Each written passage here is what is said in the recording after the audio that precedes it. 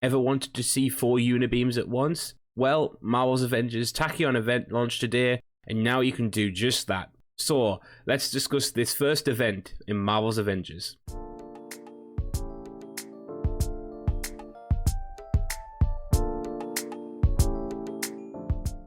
So before we get into the Tachyon Anomaly event itself, there are a few things to discuss surrounding the event. The first of being this spring sale. Now, the sale, as you guys can see here, is a 35% discount on many outfits until May 3rd. That is generally all of the outfits for a given character in their select kind of part of the store, but doesn't really include all of the featured outfits on like the main marketplace page. What also seems to be the case as of the top where it says spring sale day 1 is that on a given day you will see a 50% discount on a given item, like on the bottom there with Iron Man's takedown.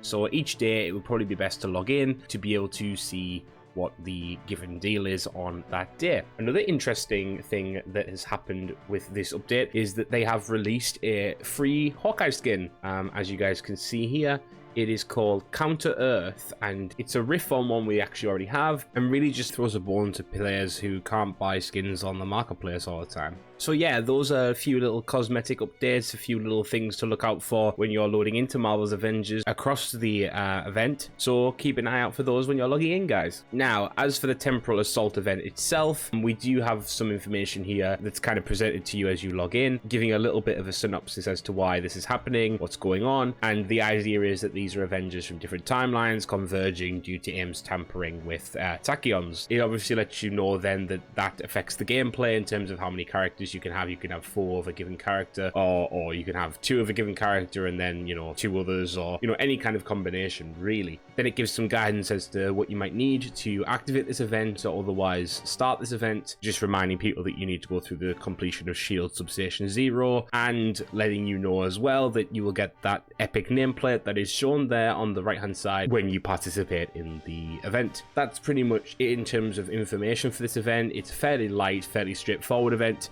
But yeah, so that's kind of an overview of the event. Let's get into the nitty-gritty now. To begin with, I want to tackle this from a story perspective, and by that I mean that there is no story. Now, obviously this is an event that is meant to run, you know, for a few days between the 22nd today and May 3rd. The issue for me is when you're dealing with something that kind of rides off the back of the main story to some degree, you should really acknowledge that within the event. I would have loved if there was, you know, one cutscene at the beginning of this event, or a small quest that you do at the beginning of the event to kind of unlock it or otherwise start it, where you get just a little bit of dialogue between 1 or 2 characters as to what's going on. Now, obviously, yes, we know Tachyon anomalies are happening all the time, and they are warping space and all that sort of good stuff, but I feel like if they'd kind of acknowledged 2 Iron Mans in the same room to begin with, I think that would have been really cool and a real way to start off the event. And then after that, if there was nothing else to kind of go with it, that would be fine. That would be okay, because it's an event, and, you know, events aren't meant to be story heavy. But I feel like kind of dropping this in the game is kind of like, oh, you know, we need a reason for this to kind of make sense in terms of the story we're telling, but we don't really want to like actually acknowledge it in the story. And I think that's kind of a misstep, because, you know, you could have some kind of fun with that. I mean, if you look at the recent update, having 2 Hawkeyes was a really fun way of adding some quips that you couldn't otherwise have, and giving a kind of a little bit of an interesting story. It's the same with Hulk and Maestro, for example. You get different sides of the same character. And I think that's something that they could have done just a smidge here, just a little bit, like, you know, an Iron Man and Iron Man conversation. Or a Cap and Cap conversation, you know, maybe this Cap from another world is a little bit more radical, or something like that, you know, just to add a little bit of flair. I just think that would have been nice. Perhaps there is some dialogue between these multiples of characters that I haven't ran into yet, but as far as I could tell, there wasn't. And so yeah, from a story perspective, I'm kind of disappointed, because when they said they were adding missions with this update, I thought that we potentially might get one mission that was kind of specific to the Tachyon Anomaly event, and that it would kind of set everything up. Sadly not. But on the other hand, you know, it is an event, and I do need to kind of measure my expectations, because, you know, it was only meant to run for a certain amount of time. Gameplay wise, however, this is really great, I think. Sadly, I didn't manage to get a full group of people to test this out, but, you know, I did end up playing with a guy who was also playing Iron Man, And that was really fun to see. I remember at one point we were both using our Unibeam on a single target and we absolutely decimated it, and that was kind of really fun. That was a really cool moment that you wouldn't get in any other team composition. And I think, you know, the Tachyon Anomaly events as well, having 2 Iron Mans was really kind of useful, actually. You know, one of us was in the Hulkbuster while the other went around getting the Tachyon rifts to kind of make sure we didn't run out of time. It was really, you could play the missions in new ways that you wouldn't have been able to play them before or outside of this event. So that was really fun.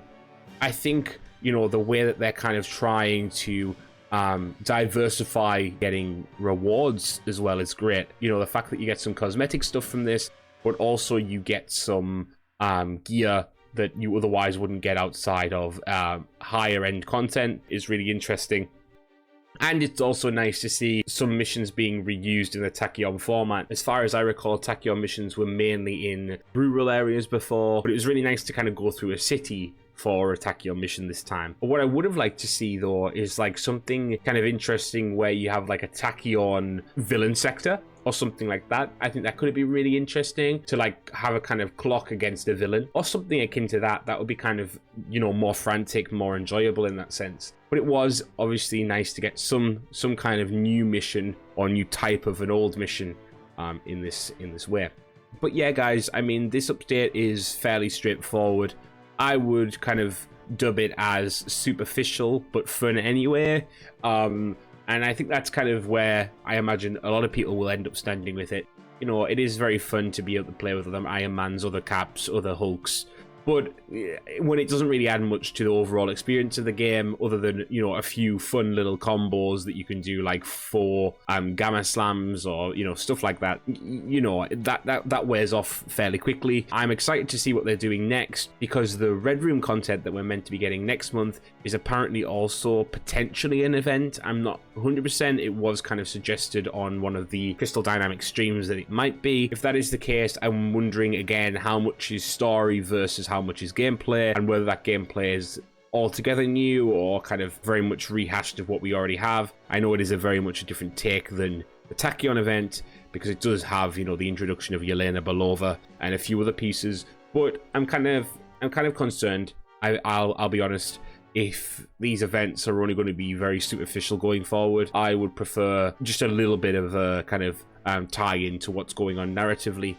But maybe I'm the only one in that. So if you guys agree or, you know, disagree, let me know in the comments. And if you enjoyed this video, please share, like, and subscribe. And thank you guys. I'll see you in the next one.